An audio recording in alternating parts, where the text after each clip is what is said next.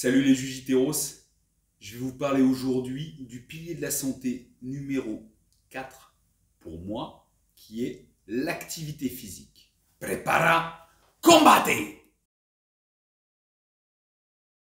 Avant de commencer, pour ceux qui ne me connaissent pas, je suis Julius, naturopathe, conseiller en nutrition et vous pouvez me retrouver sur www.purplebeekitchen.com.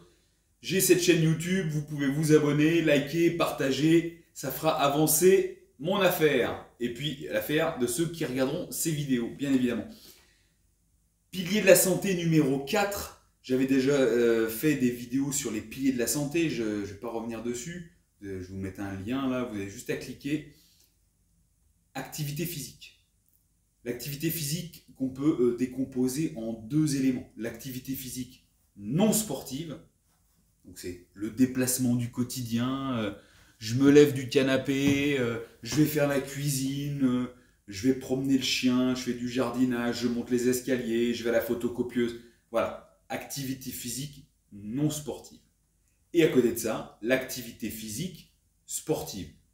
Quand vous faites une activité physique sportive, quand vous allez courir, quand vous allez à la muscu, au jiu-jitsu brésilien, ou quel que soit le sport de prédilection que vous avez.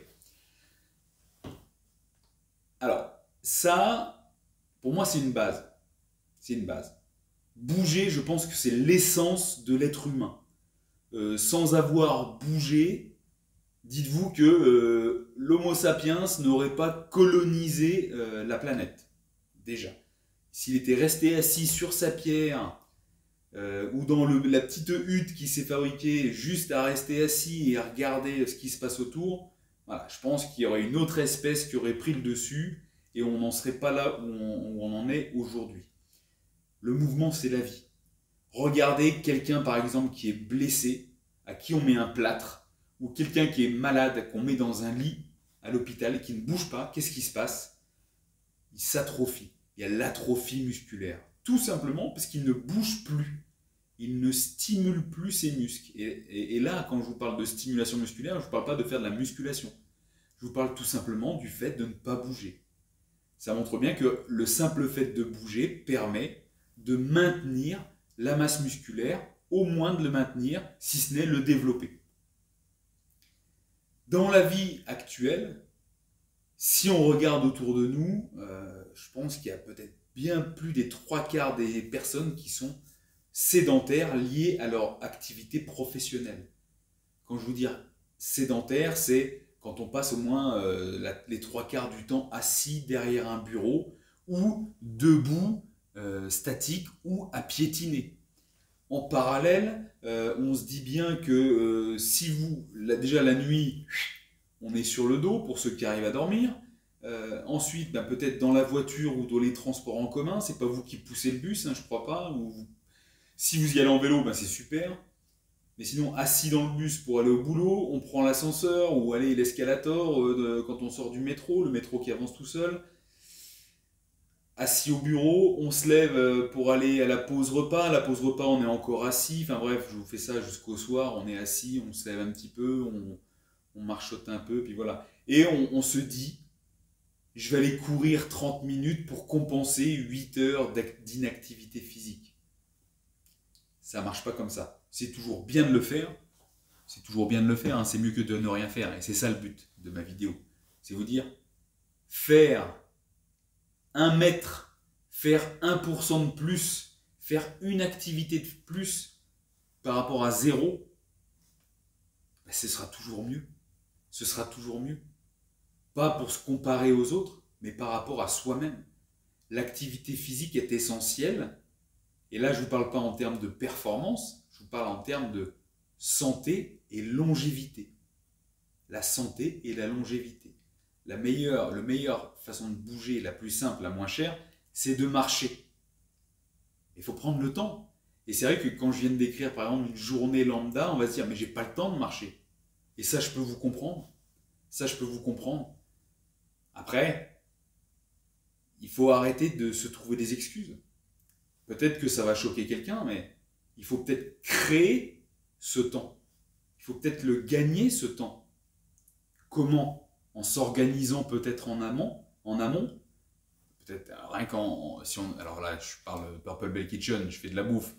Peut-être qu'en faisant des meal prep, préparant vos repas à l'avance, si c'est prêt à l'avance, ça vous dégage toujours un petit peu de temps. Vous pouvez aller marcher, faire une activité physique, que ce soit avec vous ou avec quelqu'un d'autre.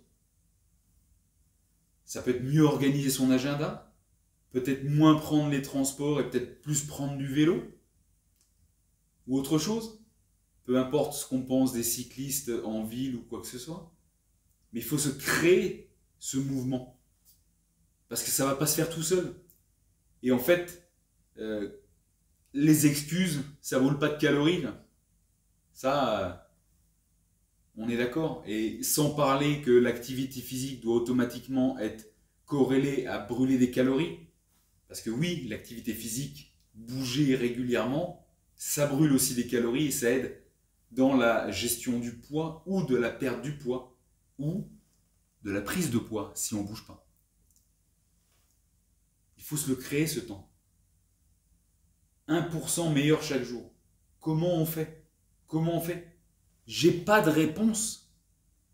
Si j'ai une réponse, je vous la donnerai après. Mais j'ai pas de réponse parce que si vous me dites aujourd'hui, j'ai pas le temps, ou j'ai pas la motivation, j'ai pas la niaque, j'ai les enfants à aller récupérer, ou je suis fatigué quand je rentre du travail, ou non, je me lève pas trop tôt parce que j'ai pas bien dormi. Vous voyez, on a toujours des excuses.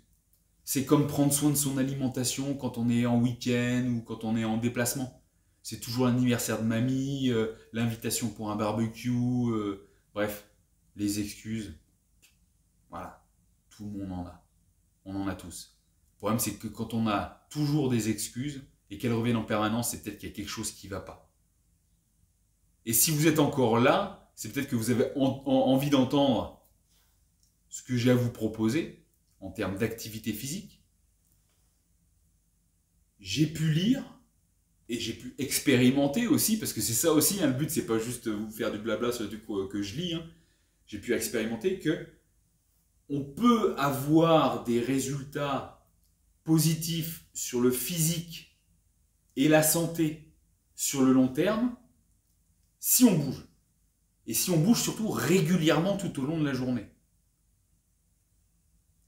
L'habitude qu'on a d'être inactif pendant 6 heures, 8 heures, 10 heures, et de tout donner pendant 1 heure à 2 heures le soir en général, ça reviendrait à dire, eh bien, je ne bois pas pendant 6 heures, 8 heures, 10 heures, mais je bois mes 2 litres d'eau là en 1 heure. Imaginez si vous faisiez ça à votre corps. Est-ce que ça fonctionnerait bien? Non. Je vous le dis, c'est bien d'aller faire votre sport 2 heures le soir, si ça vous fait du bien dans la tête déjà.